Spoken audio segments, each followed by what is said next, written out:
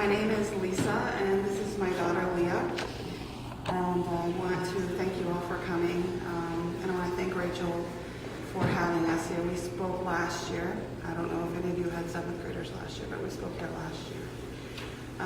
We're going to share our story. I'm going to share it from my perspective, and then Leah's going to share it from her perspective. And I'm not sure how many single parents are in the room, but I'm a single parent, and I have 2 other daughters. I have a 24-year-old daughter who was born with special needs, and then I have a 13-year-old daughter, and Leah, and she's now 19. So when Leah was 15 years old, she had spent the night at her best friend's house, and they were joined at the hip, always together. And their family was a great family. They had their own business. They were, pretty cool family, and so I never really had any concerns about Leah spending time with her, and and she would come over to our house, and it was just kind of a best friend thing. Well, on June 4th, 2009, that relationship was going to change forever. She would spend the night over there, and I got a call around 9 p.m. from her mother, from her best friend's mother, and she told me that both of the girls, and I just want you to know that I know that it's been 3.5 years since this happened, but whenever I speak about it, it really opens up a lot of wounds, so I do get emotional because it was a very, very difficult time. So if you guys want to grab some tissues, I don't know if you're like me, if anybody cries, I cry. So. Her mother called me, it was around 9 p.m., and she said both of the girls are unconscious and Leah is foaming at the mouth. But she didn't know what had happened or why. And so I just remember running out of the house, and Krista was there by herself. I'm like, I have to go get Leah. And I jumped in my van, and they lived in Durwood, and I was living in Gaithersburg at the time. And it just seemed like such a long drive, and nobody was getting out of my way, and I couldn't get there fast enough. And by the time I got there, there were fire trucks surrounding the house, ambulances, police cars, and they wouldn't let me up to see Leah. And I just kept screaming her name from the bottom of the stairs, but nobody would let me go up. And her friend came down, or was walking down the stairs. She was completely incoherent, but she was coming down, and I just kept saying, when is Leah coming? When is Leah coming? And I didn't want them to take her, but they wouldn't tell me anything, and they told me that I needed to go to Shady Grove emergency room. So I got back in my van and drove to Shady Grove emergency room, and I don't even remember the drive there, to be honest with you. I think I jumped out of the van while it was still running. And I got to the emergency room, and I was greeted by a police officer. And he asked me if I knew what Leah had taken. And I said, I don't even know what's going on. I don't even know what's wrong. What's wrong? And they said that they had overdosed on drugs, but they didn't know what drugs at this time that they had taken. And then a nurse came out, and I don't know if any of you have had your kids in the hospital, and they give you a bag with this biohazard symbol on it to put your belongings in. And I remember this nurse came out and gave me this little bag, and it had all of Leah's cut-off jewelry. She had earrings, rings, necklaces, and one sock. And that one sock, I just thought, she was laying there by herself with just one sock on, and I wasn't there to protect her.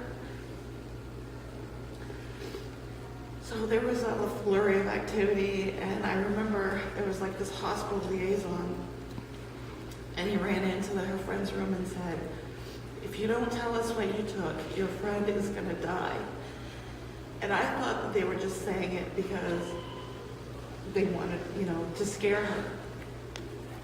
Little did I know at that time, Leah was in cardiac arrest. It was in a cardiac arrest for 8 minutes. And as a result, suffered an anoxic brain injury and has permanent brain damage. And that permanent brain damage has caused her to be quadriplegic.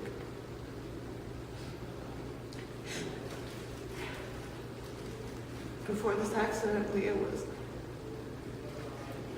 popular 15-year-old, 14-year-old, 13-year-old girl.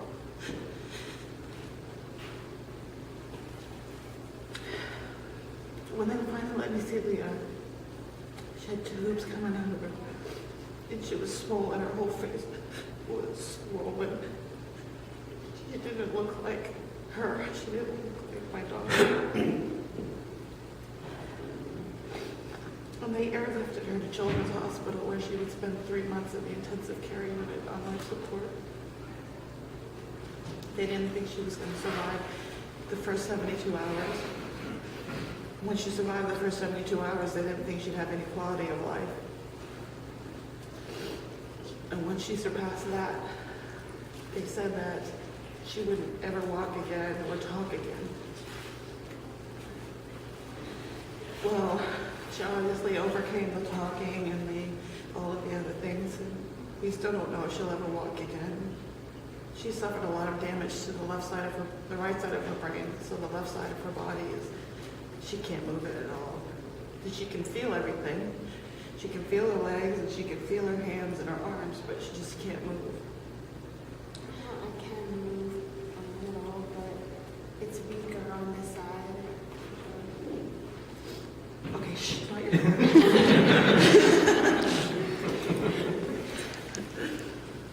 So she would spend 3 months at Children's Hospital and then go to the National Rehabilitation Hospital, where they would try to get some of her muscles back and get her standing, and but it just wasn't, she wasn't responding to the treatment very well. And she still wasn't speaking at this time, and I remember all she did was cry. And I would say to her, can you stick your tongue out? And she would stick her tongue out. So I knew she heard me. So I was always talking,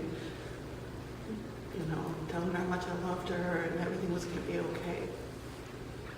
And one day I went in, and I don't know, something just kind of came over me, and I was feeding her some ice cream, and this powerful something came over me to ask her if she could say mama. And I said, Leah, can you say mama? And she said, mama.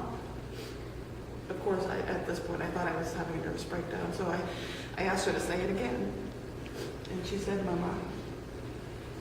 And then I called all the nurses in, and she said it again, and then I started crying. And Leah said, why are you crying, Mommy?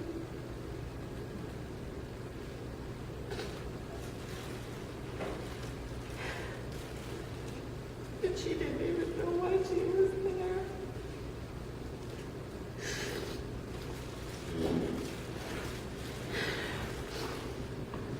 Sorry.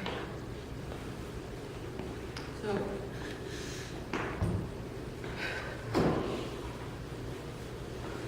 she started speaking, and they transferred her to a long-term care facility in Washington, D.C. And she was in the hospital for a total of a year. She missed 2 years of high school. And when she came home, it was so hard. She was dependent on me for everything. And I had 2 other kids. And when my now 13-year-old was just turned 12, she gave me a suicide note.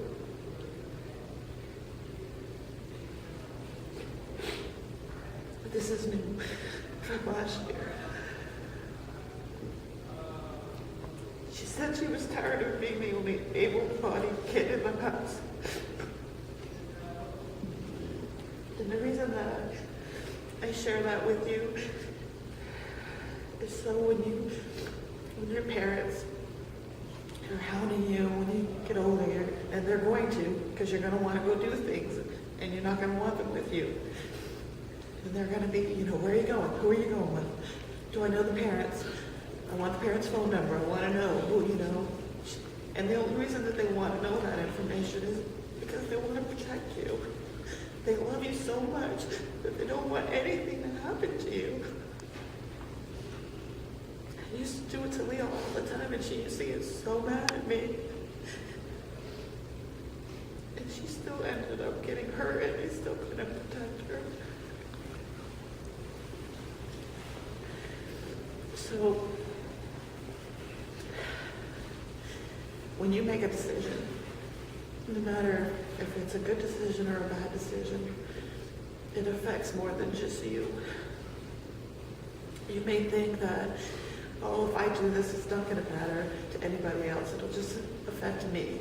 But it doesn't just affect you. This decision that Leah made, she didn't think about me. She didn't think about her sister. Is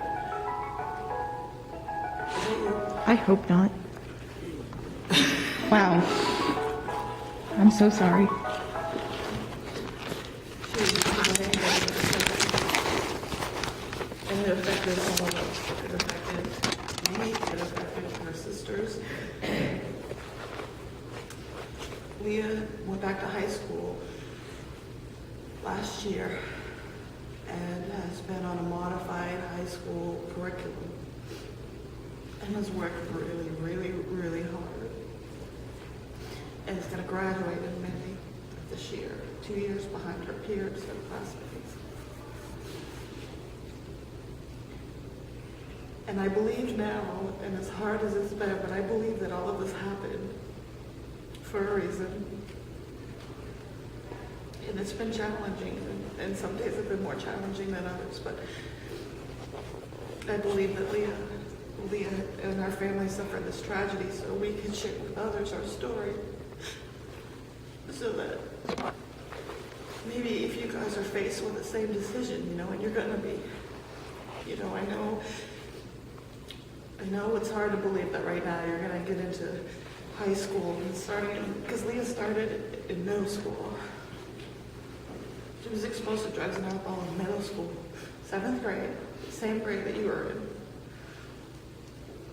And you're going to be presented with a decision. You're going to be with some friends, and you're going to be with some people, a group of friends, and somebody's going to be drinking, or somebody's going to be smoking pot, or smoking cigarettes, and they're going to pass it to you.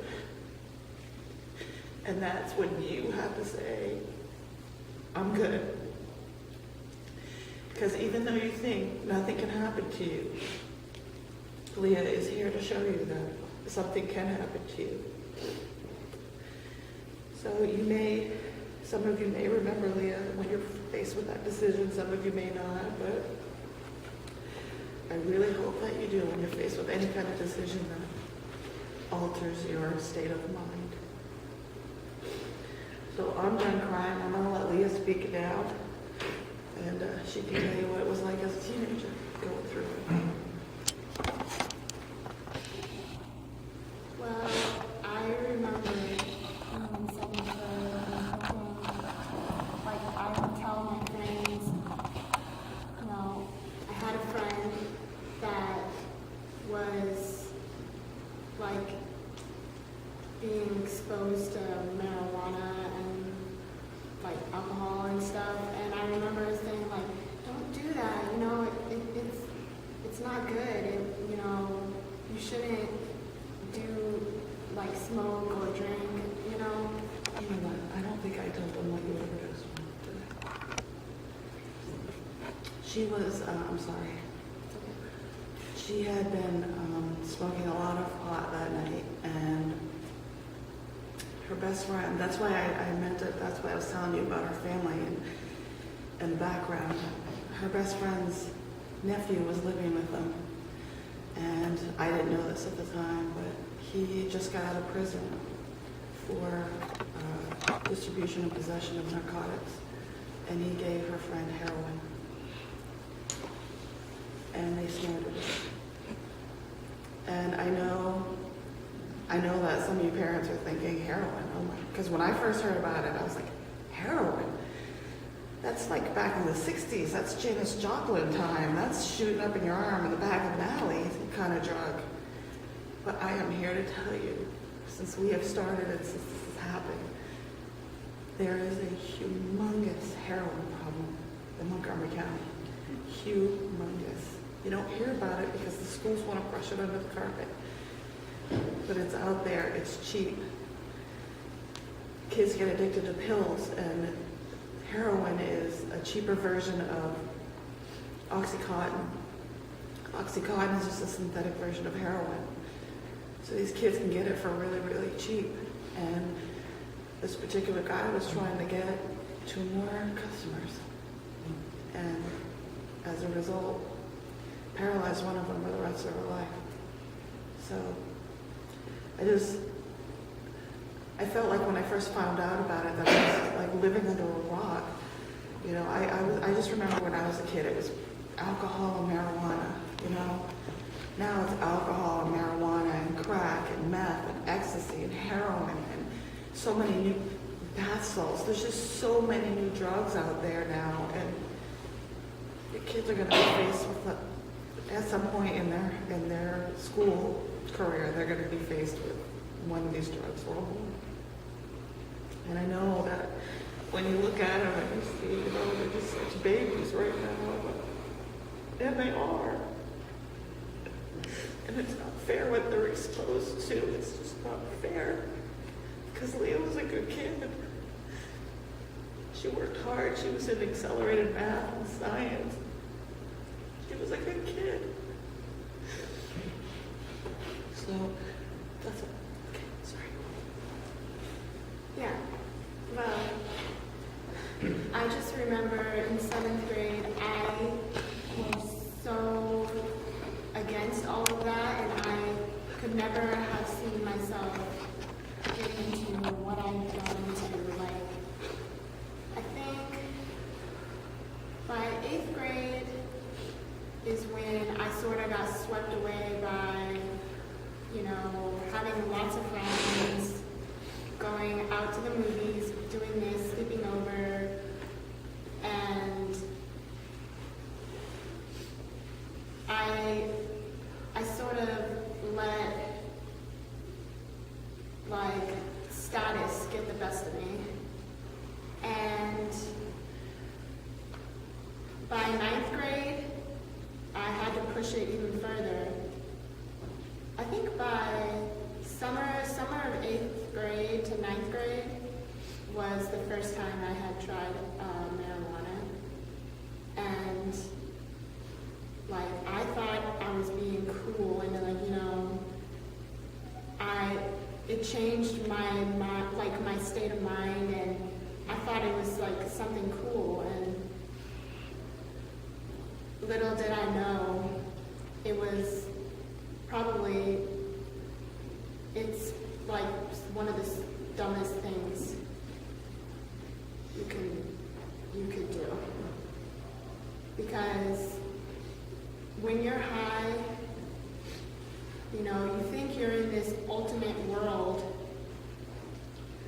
but in reality, your family is still at home worried about you. And this is something that I just never considered. I never thought,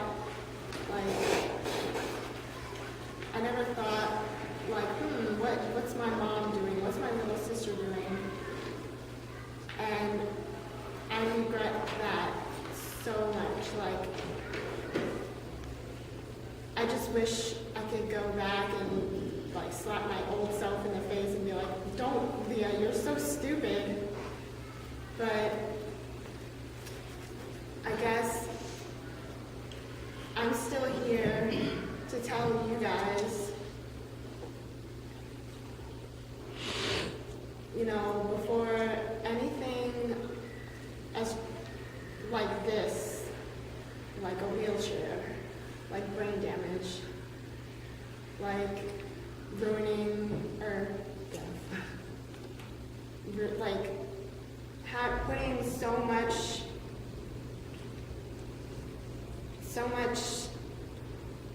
I don't know how to call it, stress on my family. You don't want to do that. Because your parents, your family, your cousins, your brothers, your sisters, they want you to thrive in life and do great things. And I'm sure all of you guys in here will do great things in the future. And it doesn't have to be drugs or drinking.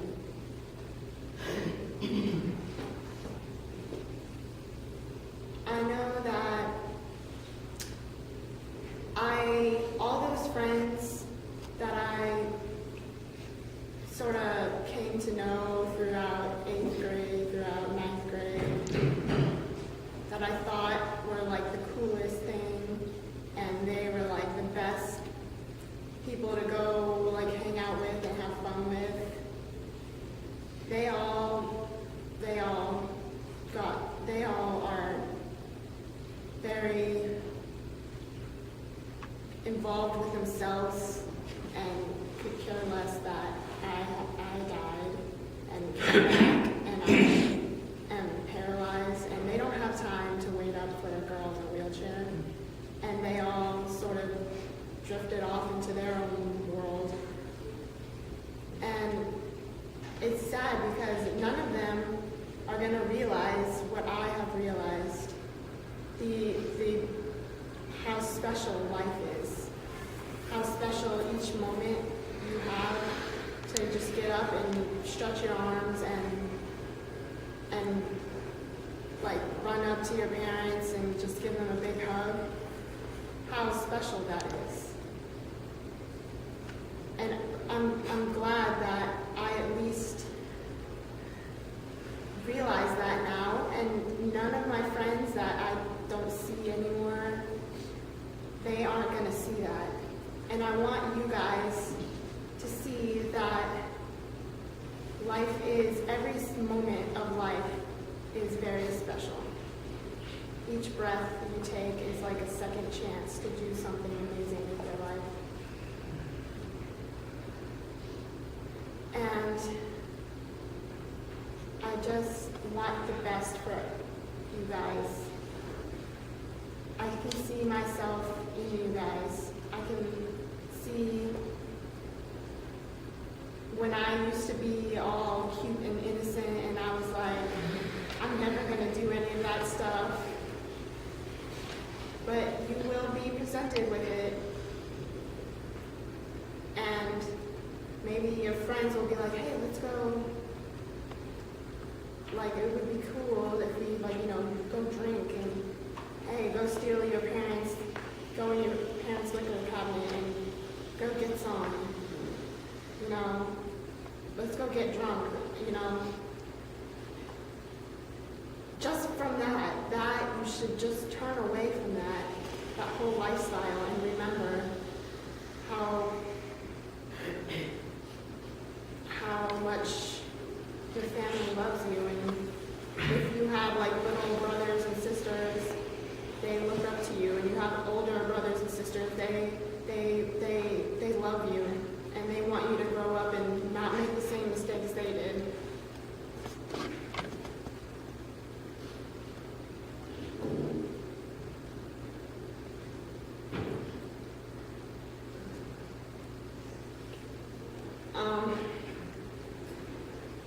I just want to say, you know, live your life